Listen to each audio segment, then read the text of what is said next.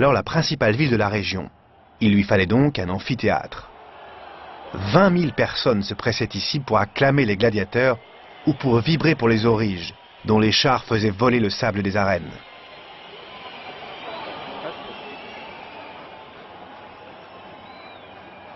Les Arlésiens viennent toujours dans cette enceinte, mais c'est désormais pour y suivre des courses de taureaux.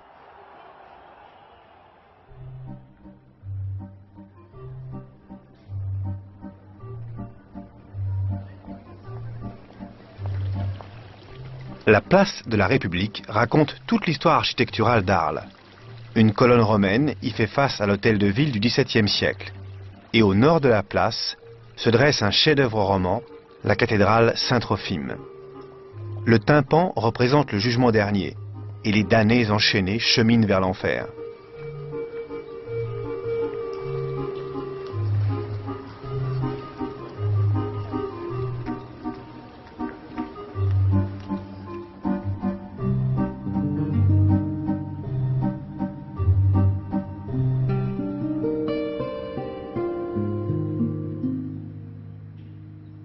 Dans cette vieille cité éclatent les couleurs de Van Gogh.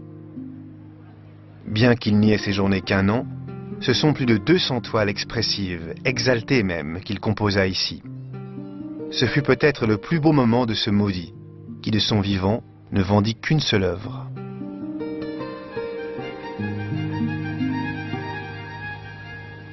Pendant quelques semaines, Van Gogh reçut ici Gauguin qui travailla avec lui, avant que son errance ne l'emmène vers Tahiti. Tous deux ont été inspirés, portés par la Provence, comme tant d'artistes. Braque, Matisse, Picasso et d'autres ont trouvé ici une lumière, une douceur, qui les aidait à vivre et à créer. Paul Cézanne, lui, était un enfant de la région, né à Aix-en-Provence. Et même si son œuvre est diverse, rien ne l'inspira plus que sa chère montagne Sainte-Victoire. Il l'a peinte plus de 60 fois.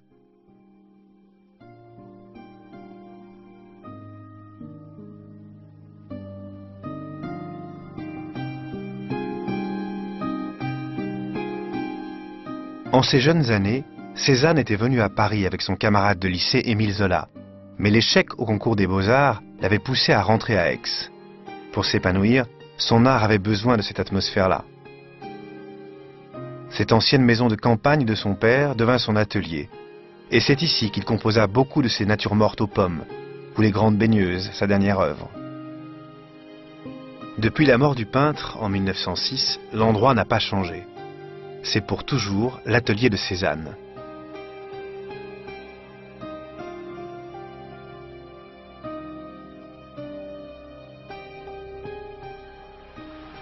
Si la nature est généreuse en Provence, les urbanistes du passé ont, eux aussi, créé de la beauté.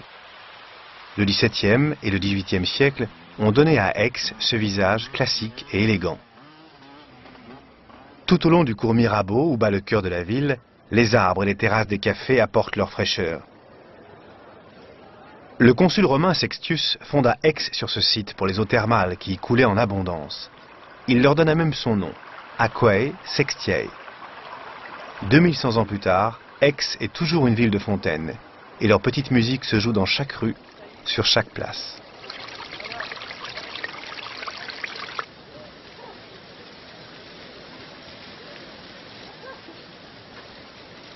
Chaque matin, la ville bruit d'une animation joyeuse, et tous les passants semblent converger vers un même lieu, c'est le marché d'Aix, le plus important de la région.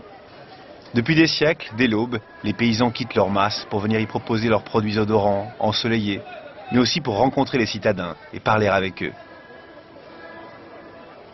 Goûter la ratatouille de légumes, la daube provençale ou l'artichaut à la barigoule, c'est aussi une manière d'aimer et de découvrir la Provence. Le fameux gastronome et voyageur romain Apicius évoquait déjà d'ailleurs les délices des aromates et des champignons du cru. Quant au gibier, la garrigue n'est pas si loin, où le petit Marcel Pagnol, émerveillé, partait chasser avec son père. On vient aussi au marché pour les tissus et les poteries, aux mêmes couleurs violentes. Enfin, Aix est une ville de musique depuis le XIIe siècle. Le roi René d'Anjou favorisa ensuite l'enseignement du chant qui rendit célèbre la cathédrale. De nos jours, un très important festival offre à l'art lyrique les nuits légères de l'été aixois. 30 km seulement séparent Aix de Marseille. Pourtant, en arrivant ici, dans le plus grand port méditerranéen, on bascule dans un autre univers, plus cosmopolite. Marseille est la plus ancienne ville de France, fondée il y a 2600 ans par des Grecs venus de Phocée.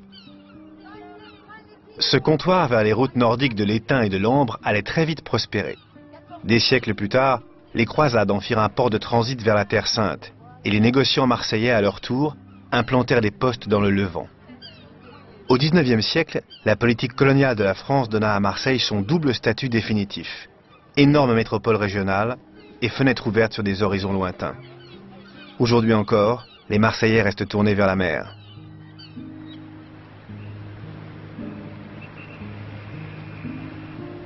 La Canebière, qui part du Vieux-Port, est la plus célèbre avenue de Marseille, et les immeubles cossus qui la flanquent sont la preuve de cet enrichissement du siècle dernier.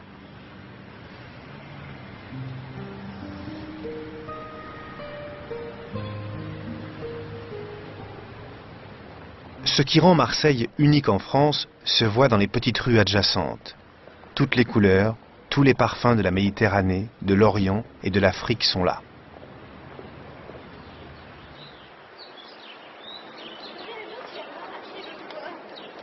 La ville est aussi un creuset ethnique, dans lequel se fondent l'une après l'autre les vagues des émigrants.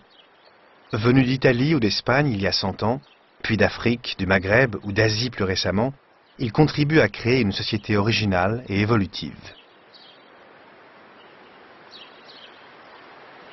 En 1943, les occupants allemands détruisirent une large part de la vieille ville.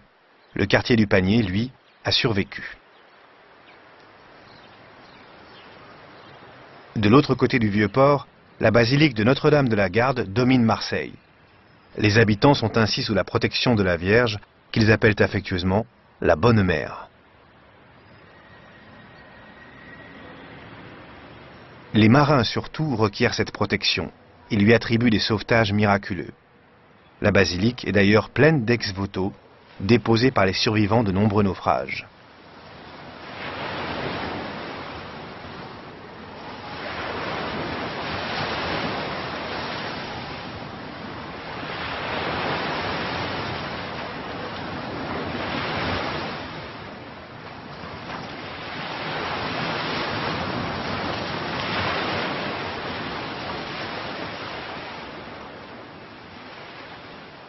Marseille est une juxtaposition de quartiers très autonomes, presque des villages aux noms plaisants. La Joliette, Belle de Mai, ou comme ici le Vallon des Aufs. Qui pourrait croire que nous sommes ici dans la deuxième ville de France?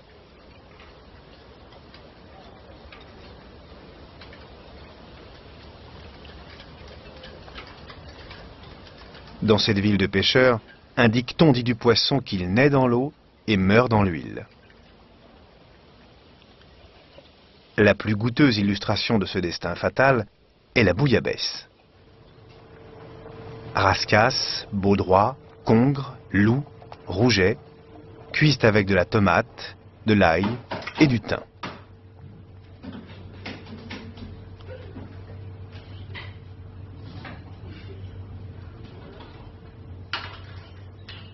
Les morceaux de poisson et le bouillon sont ensuite servis avec l'indispensable sauce au piment rouge, la rouille.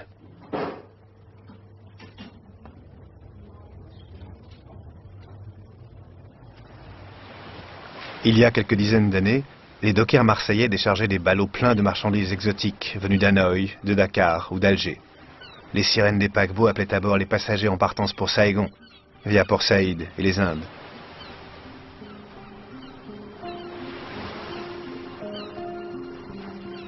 À l'entrée du port, le château d'If monte la garde depuis le XVIe siècle.